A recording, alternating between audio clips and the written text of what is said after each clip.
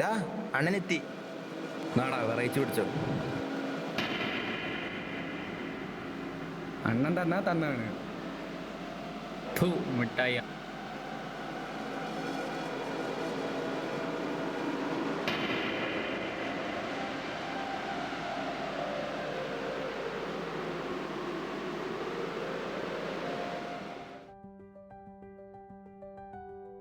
ഞാൻ നന്നായി കളിക്കും.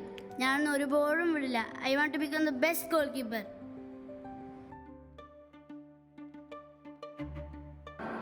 ഞാൻ എടുത്തോട്ടെ.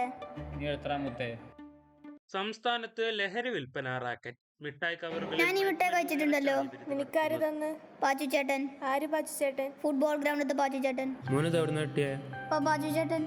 പാച്ചു ചേട്ടൻ ഗ്രൗണ്ടിലത്തെ പാച്ചു ചേട്ടൻ. സംഭവം പേടിക്കാനൊന്നുമില്ല, അത്ര വലിയ ഡോസല്ല കയറിയത്.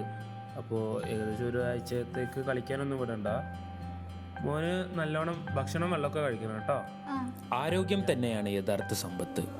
ആരോഗ്യത്തെ നശിപ്പിക്കുന്ന ലഹരി മരുന്നുകൾക്ക് ജീവിതം തിരികെ നൽകാൻ കഴിയില്ല.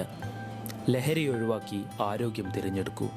ആരോഗ്യം ഒരു ജീവിത രീതിയാക്കൂ.